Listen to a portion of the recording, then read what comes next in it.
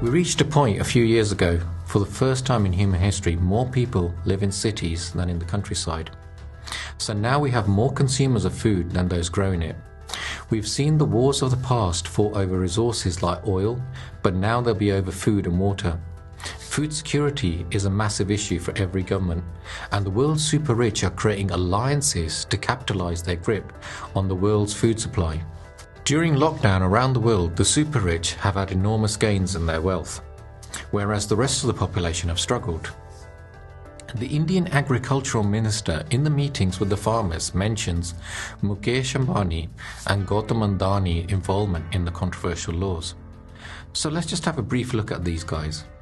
The Economist magazine reports that of 36 billion in foreign investment that flowed into India in 5 months, more than half of it went into Mukesh Ambani's hands alone. Over the past year, Indian economy has shrunk by around 1/10, and tens of millions of Indians have lost their jobs or sunk into poverty. Meanwhile, Gautam Adani's personal wealth has more than doubled to 32 billion. Mukesh Ambani's fortune grew by 25% to 75 billion. One has to ask, how much more money and at what cost to the poor do they need? They are now creating a platform more expansive than WeChat is for China. Ambani has struck a deal with Microsoft, and also in February he struck different deals with Facebook and Google. This is going to change everything in the Indian market. They're combining the function of Facebook and Amazon for the Indian market. The West has seen Amazon swallow up the retail sector. What's going to happen in India is going to be even more devastating.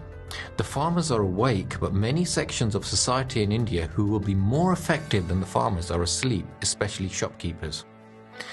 Now, Facebook and Google have invested $10 billion into Jio Platforms. Jio Platforms is a part of the Reliance Group owned by Mukesh Ambani. Valued at over $60 billion, Jio Platforms is going to dominate the digital space.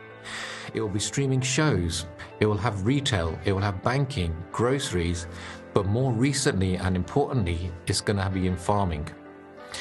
On February 4th, Jio Platforms launched an app called Jio Krishi. This app, it says, is there to help farmers. It's going to maximize their harvest and minimize their losses. But reality, what Jio Krishi is going to do is going to bring data of all the farms in the country and make it real-time insights to Reliance, the company of Mukesh Ambani, about crop yields. So ultimately, it gives them that data is going to allow them to have a competitive advantage in pricing and buying crops directly and to the detriment of the farmer. The super rich have already started building huge storage houses for these crops.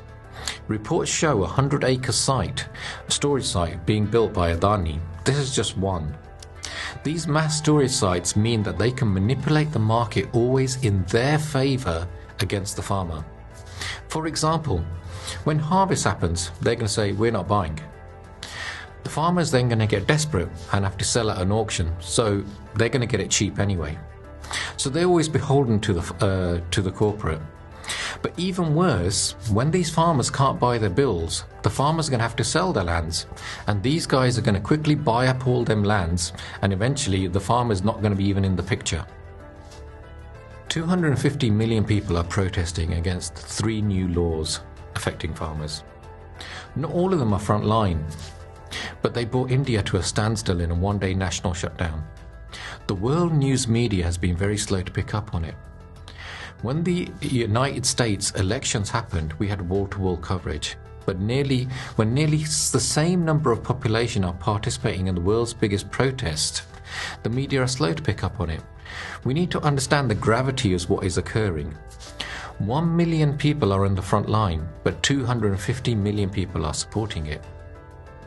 Also, we need to look at what Modi is. Modi is a very vain leader. He loves his big projects, whether it's building a new parliament building or these large statues to people from his party. The super rich know how to work with these vain leaders to their benefit. If we look at demonetization project, it benefited the rich, not the poor.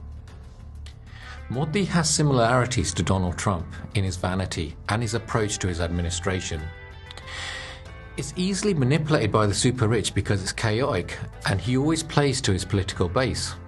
Similar to Trump, Modi has media outlets backing him as they're owned by the super rich and always put content out to the policies of the super rich with Modi as the face of that policy. So even if the former chief economist of the World Bank, who is an Indian, states the farmers are correct and these laws benefit the super rich, the Modi and his base will attack him as anti-national or an agent of China and Pakistan. 3 months ago, Narendra Modi said that these farm laws took 7 years to prepare. It's odd, in these 7 years, agricultural laws were being created, but no farmers were consulted. The politicians know India is easy to divide and rule. First, they will use religion to divide them. If that doesn't work, then they use states. For example, make Haryana against Punjab. If that fails, then they will use caste. So yesterday, seeing what's happening with the farmers' protest, they've already started creating policies in Punjab to reduce the influence of farmers. The Indian media is owned by the super rich, with MPs from both parties pushing their agendas. The Indian nationalists in the media have a confused mindset. First they will say, oh yeah, you Sikhs, you're terrorists. But when it comes to religion, they'll say, no, but you Sikhs, you're Hindus. So, are Hindus now terrorists? Because this is the whole thing. There's no logic or facts to their narrative. They will just say what is convenient at this moment in time. What they will never say is Sikhs are honest, humble, courageous, beautiful people that feed langar and help the poor. Nor they will say that the minority should have space as equals in this country. The farmer is the most honest profession in the world. There's no corruption. In India, you can get civil servants, police, politicians, media, who can be corrupt. They are now standing all against the farmer. But the farmer, he has no backhands. There's no middlemen. It's just the farmer, the seeds, the land, the water, and Waheguru's Kirpa. The farmer has to be patient and often spends more time caring for his crop than his children. It's a profession that naturally leads to bhakti, as the success of the crop requires patience and weather both come from Akal Purkh. There are many people who trick the farmer. They pay him just $7 for a crop that they sell for $150 just days later. The farmer takes all the risk. They don't take any. But now, today, they're saying to this farmer, this honest farmer, we're going to give you even less than $7. Then they wonder why the farmer's protesting. The corruption of all these other people, they simply don't understand the true reality of a simple farmer. If we look at how this is going to affect Punjab, we really need to understand what's going on in Punjab. Punjab is 94% relying on MSP, the minimum support price, compared to other states where it can be as low as 4, 5, 6%. This is because the central government has never allowed industries to be created to refine crops in Punjab. So these crops, some of these crops are going to Gujarat to be refined. Then they're sold 16 times the price that the Punjabi farmer gets for these. This benefits Gujarat and it benefits the multinationals at the cost of Punjab. Before partition, Punjab would sell these crops in its capital Lahore, which is only 20 kilometers away from Amritsar. But the Delhi government has never allowed Punjab to develop its own manufacturing and refining infrastructure. Therefore, it has to sell its crops to the government and therefore it's reliant on the minimum support price. If Punjab is going to be taken off the minimum support price, then the infrastructure needs to be built to facilitate this. There needs to be time for investment and adjustment. More importantly, a cargo airport which allows Punjab to export to the world. Only then can it become a global player. But the Indian government has never allowed this. Even restricted international passenger flights through the airports that have been built. So we know that we still have to go to, majority of our flights have to go to Delhi and then we come back to Punjab. In the past, Punjab did international trade. My father told me that in 1963, that potatoes from our farmhouse went to Iran.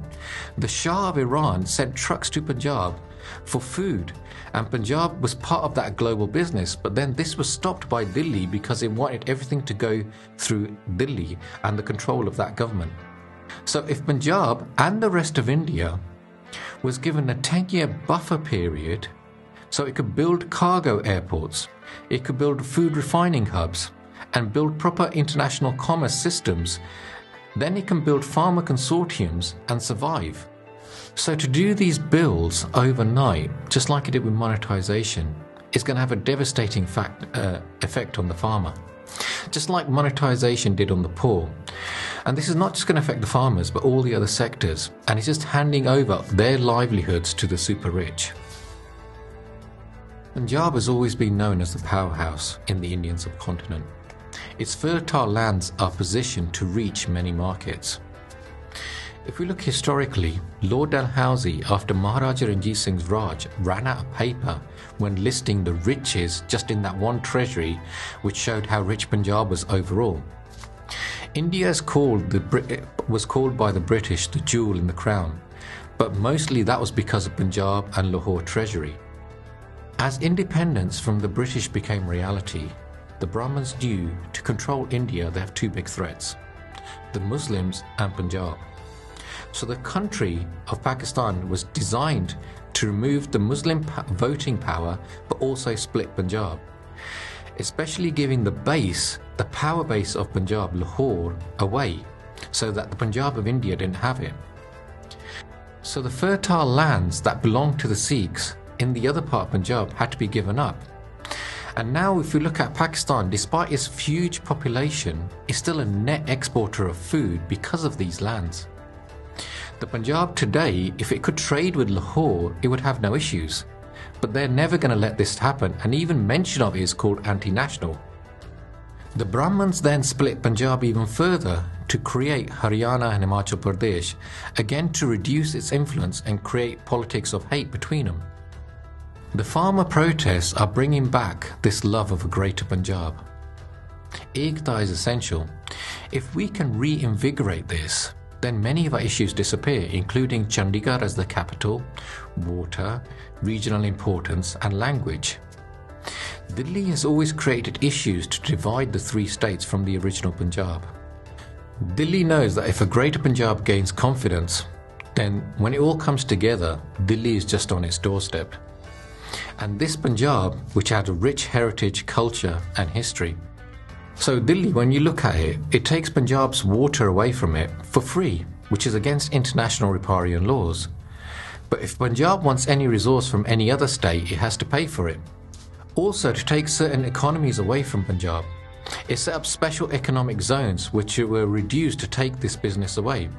Businesses were given incentives to leave Punjab and go to other areas, and for this they get tax-free status of 5 years, they get cheaper labour and cheaper lands. So for example, the sports industry was taken away from Jalandhar and taken to Meerut. The textile industry was taken away from Amritsar and Ludhiana and taken to Surat in Gujarat. The food refining industry was never allowed to develop in Punjab, and it's so reliant on Gujarat and other states.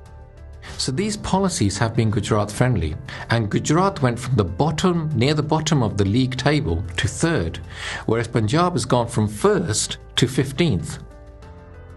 Ambani and the super rich oligarchs spread hate using their politicians and media towards Pakistan, and if Punjab ever talks about cross-border trades, then we're called anti-national. But then we have to consider Ambani and the super rich, they do trade in India and Pakistan. So when they're making investments in Pakistan, why are they not anti-national? But if Punjab talks about basically doing trade with Lahore, why are we anti-national? So the BBC has also exposed India's mass disinformation system. European Union's disinformation lab investigated highly embarrassing for the Indian government. It showed 750 fake websites over a 15-year period. It's the largest misinformation operation that has been exposed so far. So it's very important we have a positive outcome for the protests, and removal of these three laws is essential for the future of Punjab. It's essential that these elders can go back to Punjab safely. We can't afford to lose another generation.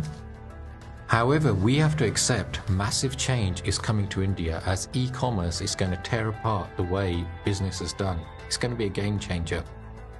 Vast sections of society will lose employment and new different employment will be created on a much smaller scale. So when you have mass unemployment, it will lead to societal conflicts. The media is mocking the farmers uneducated, but the farmers are actually ahead of the game.